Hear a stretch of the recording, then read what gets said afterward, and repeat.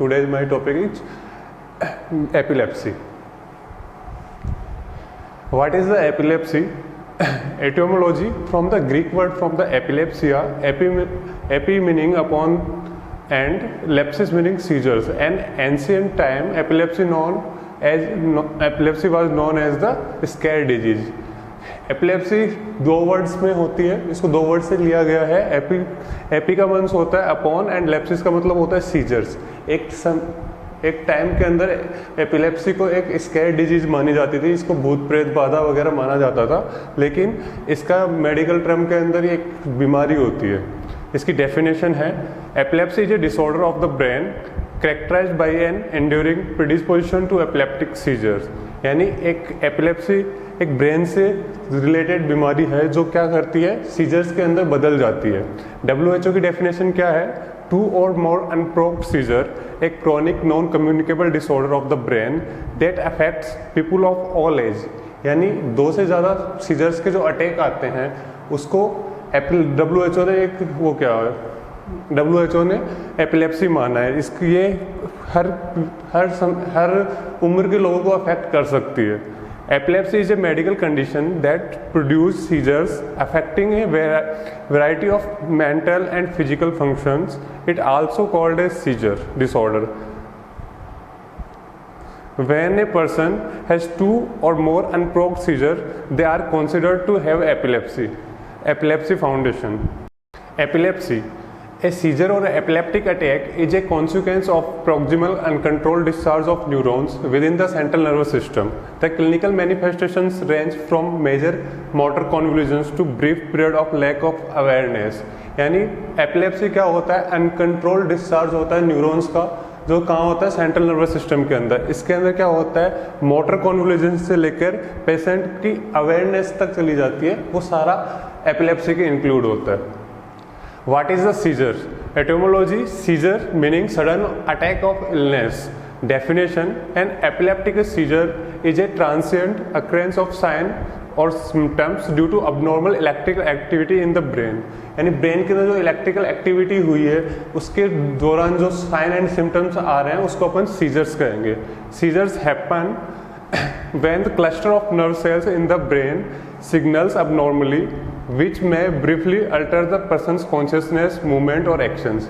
यानी cluster of nerve cells means group of nerve cells in the brain signals abnormally. they क्या करती है? जो नर्व सेल्स होती है वो abnormal signals भेजती है, जिसकी वजह से क्या होता है?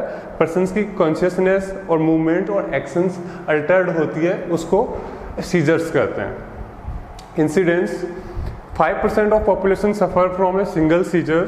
यानी उनको सिर्फ 5% जो पॉपुलेशन होती है वो सिर्फ एक सिंगल सीजर्स का अटैक आता है. 0.5% पॉपुलेशन हैव रिकरेंट सीजर, जिनको बार बार अटैक्स आते हैं सीजर्स के. 10% well controlled with drug with few seizures and prolonged remissions.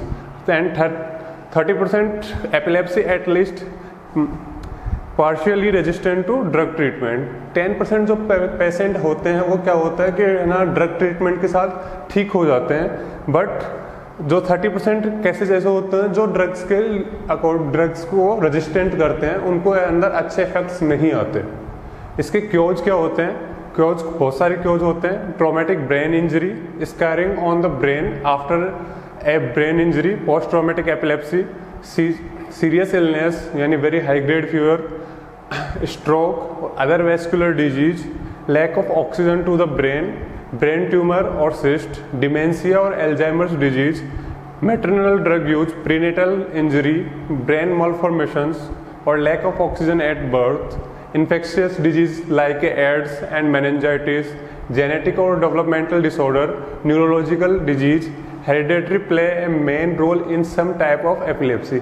यानी कुछ एपिलेप्सी के अंदर जो हेरिडिटी होती है, माता पिता के से जो जीन्स बच्चे में आते हैं वो भी एक इम्पोर्टेंट रोल प्ले करते हैं.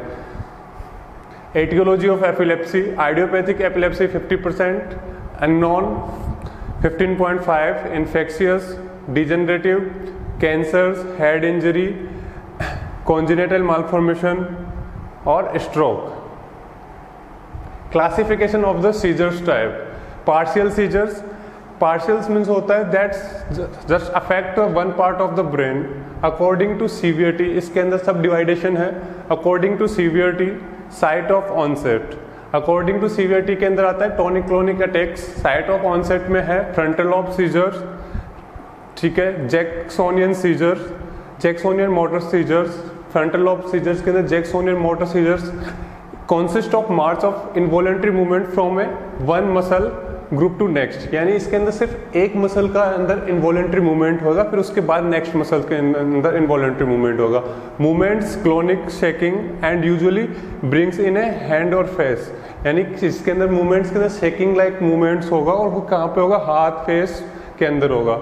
Supplementary motor area seizures, more complicated stereotype movements often arising from sleep, जैसे लाइक नींद के अंदर साइकिलिंग चलाना, एज ए ये इसका एग्जाम्पल है सप्लीमेंट्री मोटर एरिया सीजर्स का। Partial lobe seizures, this arise the sensory cortex, partial lobe, temporal lobe seizures, these attacks are characterized by complex aura, initial symptoms often with the some impairment of consciousness, यानी इसके अंदर consciousness हो जाती है, Altered हो जाती है, ठीक है। डी है अपना occipital lobe seizures, uncommon typically there is elementary visual hallucination, इसके अंदर पेशेंट को विजुअल हेलुसिनेशन यानी भ्रम की स्थिति में पेशेंट चला जाता है। सेकेंड पार्ट है generalise seizure, partial seizures that affect only one part of the brain, generalized seizures affect the whole brain. Absence myoclonic seizures, tonic seizures, atonic seizures, tonic clonic seizures.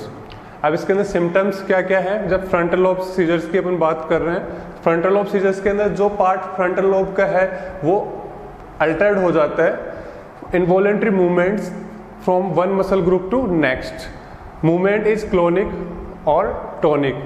इसके अंदर Todd's paralysis होता है after a motor for some hours before the return of function occurs, यानी इसमें क्या होता है, paralysis यानी एक सीजर्स के बाद में है ना, अगर पेशेंट को पैरालिटिक अटैक आ जाता है तो उसको टॉर्स पैरालिसिस कहते हैं। Loss of consciousness.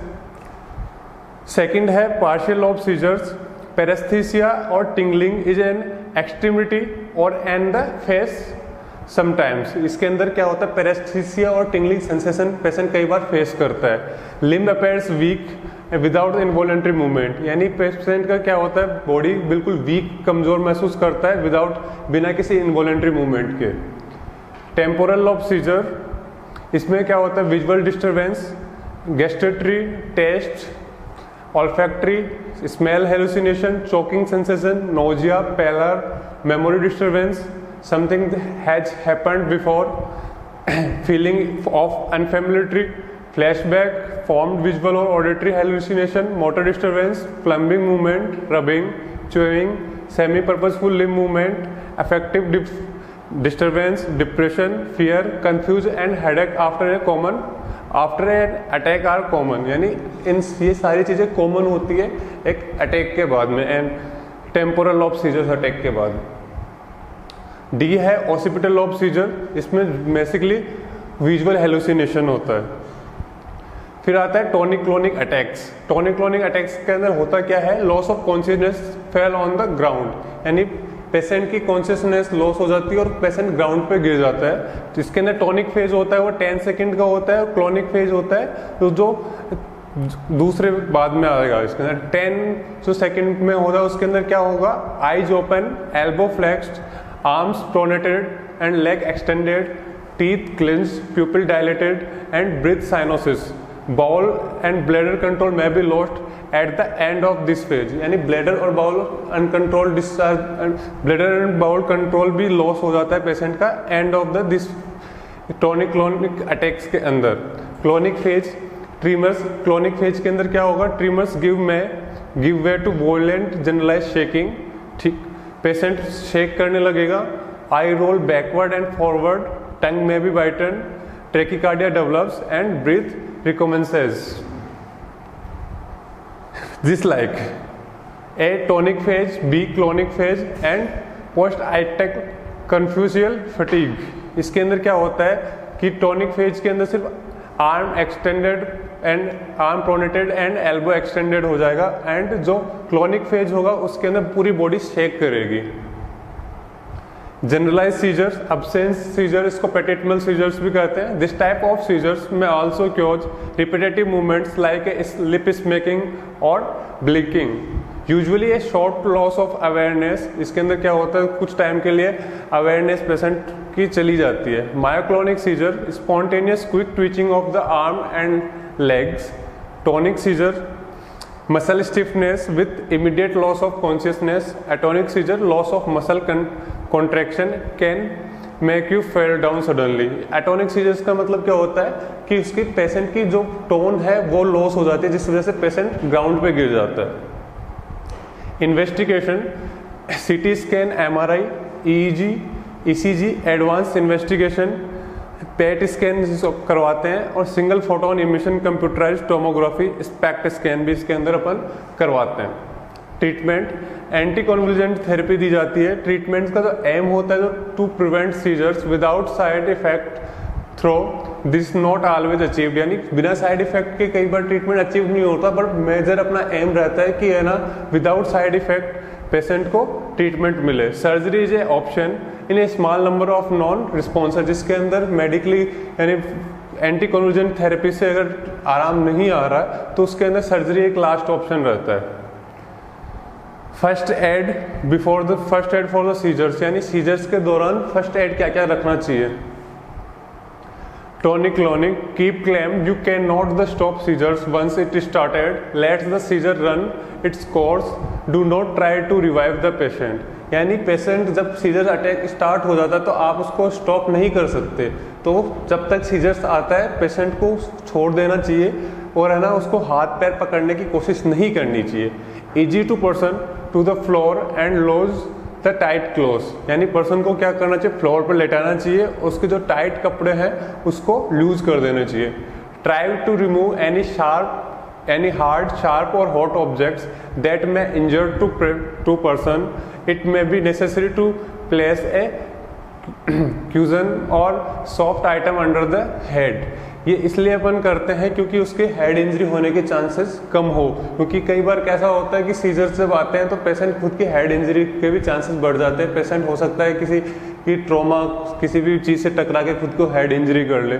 Do not put anything in persons mouth, यानी पेशेंट को सीजर्स के दौरान पानी पिलाने की कोशिश नहीं करनी चाहिए, ना कुछ और भी दवाई वगैरह देने की, क्योंकि सीजर्स को आप स्टॉप नहीं कर सकते। जब तक सीजर्स आएगा तब तक पेशेंट के अंदर टोनिक क्लोनिक अटैक्स आता रहेगा, उसके बाद ही कुछ उसको पिलाने की कोशिश करनी चाहिए। In the case of a child having a seizure, contact their parents.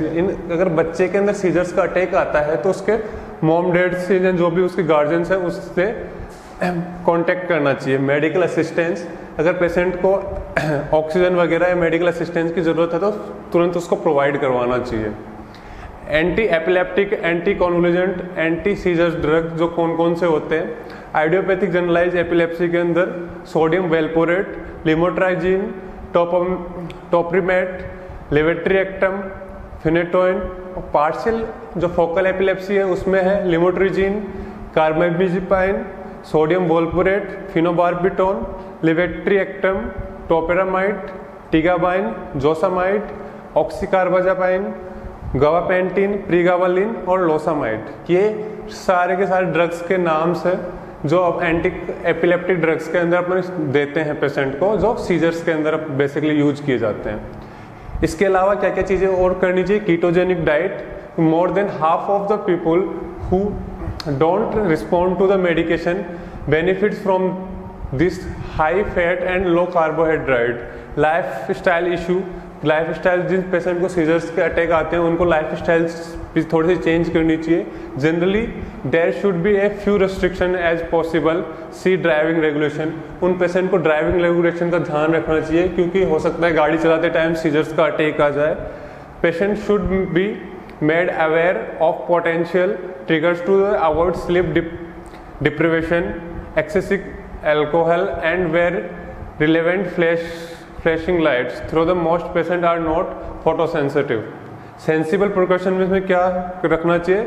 Showering rather than taking a bath, avoiding height should be suggested. Surgical treatment. Operation is contraindicated in patient with severe mental retardation or with underlying psychiatric problems. Operative techniques है extratemporal cortical resection, anterior temporal lobectomy, corpus callosal section, selective amylohypocompectomy, hemispherectomy. Vagal nerve stimulation involves periodic stimulation of the vagal nerve of the left vagal nerve may be implanted stimulator. Vagal nerve stimulation appears to reduce the neuronal excitability, यानी इसको कम या जो neuronal excitability है उसको कम कर देता है vagal nerve stimulation को. Exercise and seizures. Most of the patient with the epilepsy do not need any physiotherapy, but some do have limited mobility and other disorder. To enhance the mobility and coordination, यानी कुछ most of the patient with the epilepsy do not any need physiotherapy, but some do have limit mobility. जिन patient के अंदर mobility limit हो जाती है या फिर और दूसरे डिसऑर्डर आ जाते हैं, उनके अंदर फिजियोथेरेपी की इंपॉर्टेंस बढ़ जाती है. To enhance the mobility and coordination, weight bearing stimulus through the feet encourage extension and contract flexion. The patient and their parents should be educated about the nature of illness and condition. Overall fitness and feeling of well-being have been shown to help reduce seizure frequency. People feel better and may improve their seizure control with regular exercise. जो patient regular exercise करते हैं उनके अंदर seizures आने की chances कम हो जाती हैं, फिर वो कम कर सकते हैं सीजर्स के अटैक्स को. Thank you.